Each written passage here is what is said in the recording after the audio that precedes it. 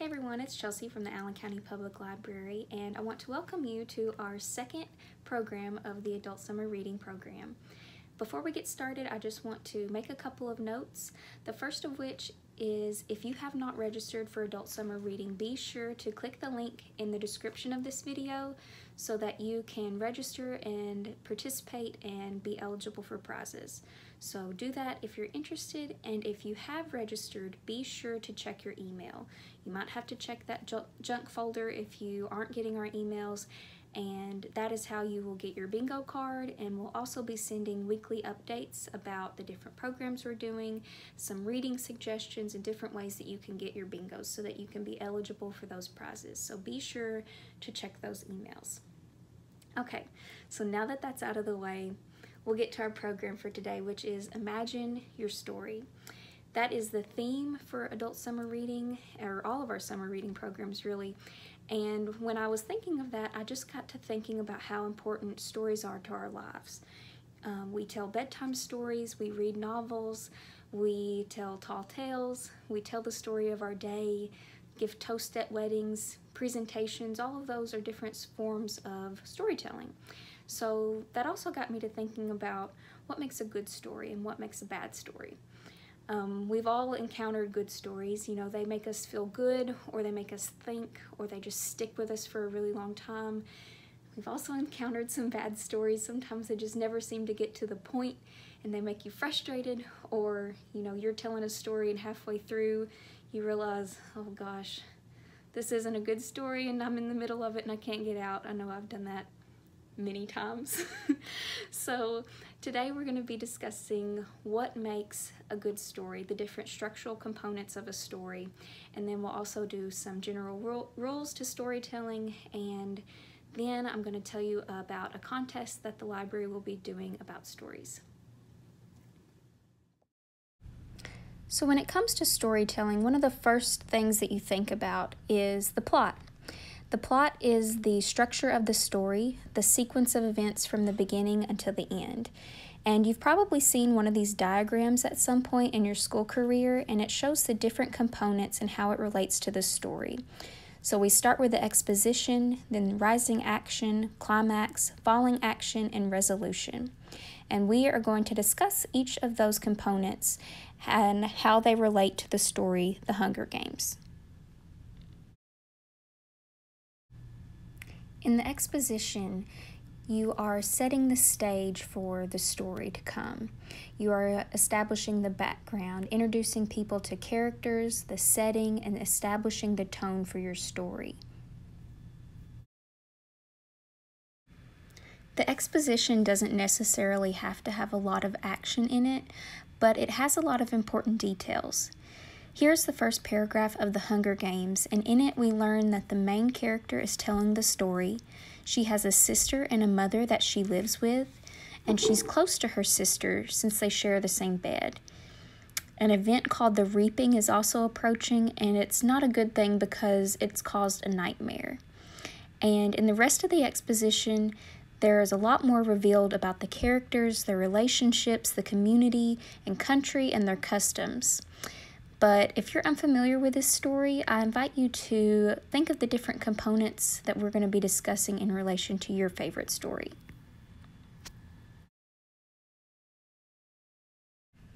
After the foundation of the story is established in the exposition, the rising action starts to build around a central conflict. In the diagram, you can see that there is a straight line to the climax.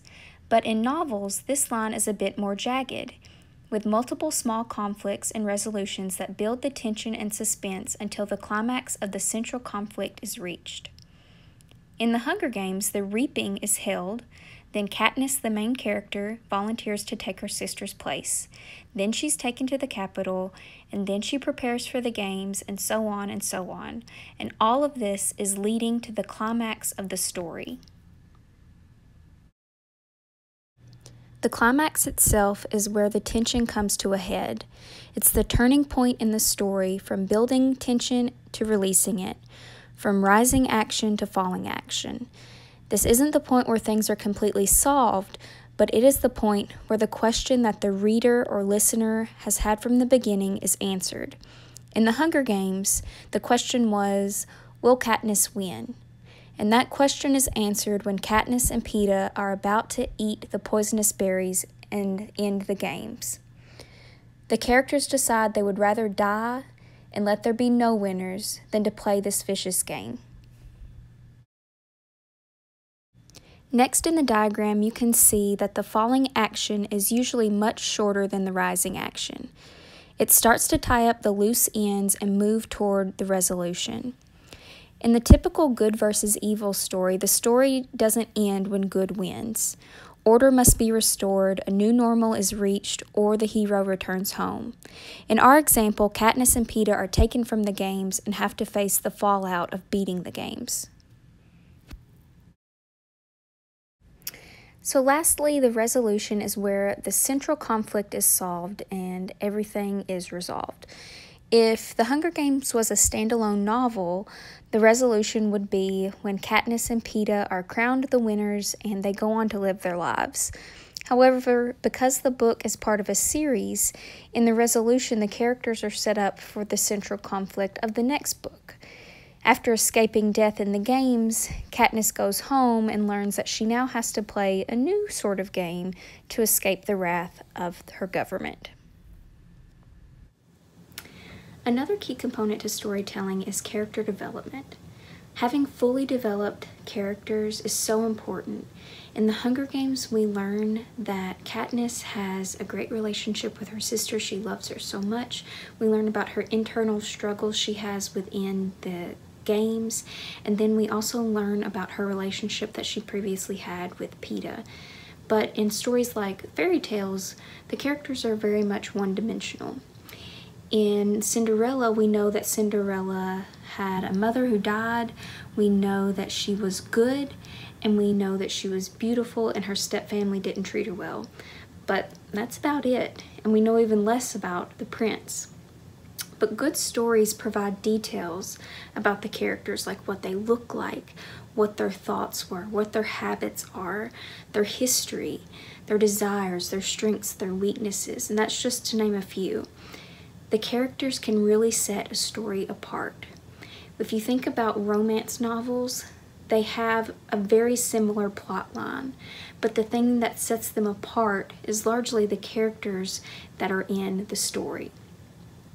Now, there are other components to stories like tone, dialogue, and point of view, but I'm not going to go into detail about that. Just like there are many rules about storytelling. Don't tell too much detail, don't be funny, keep the audience on your side, start from the beginning, end at the end.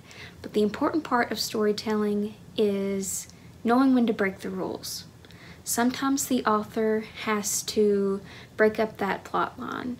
Sometimes they have to go into a lot of detail. Sometimes they have to make the audience mad. And that's up to the author to do, to make their story compelling to the reader. So what I've discussed about storytelling so far has largely related to fiction writing, but elements of this can be applied to storytelling in any form. When relaying a story about one friend to a family member, it's important to tell details about that person or provide character development so the listener can better understand the story. It's also important to provide a beginning, middle, and end to a story or a plot so that the listener can better follow your story. A lot of times we're held back from telling our stories because we think no one wants to hear it or read it. But in truth, we crave stories. We want to hear those good ones. And the best way to tell a good story is to practice, practice, practice. So one good way of practicing or brushing up on those writing skills would be to participate in our Imagine Your Story contest. To be eligible for this contest, you must be registered for Adult Summer Reading. Then you must submit a 1,000 to 5,000 word short story. It could be fact or fiction, but it must be family friendly. The deadline for this short story contest is July 15th. It must be emailed to chelsea@allencountylibrary.com, and the winner will have their work featured in the library's blog. All right, so that's our program for today. I hope you enjoyed it. And if you would like to share with us what makes a good story to you, or what an example of a good story is to you, please put that in the comments below. We hope you enjoyed this, and we'll see you next time.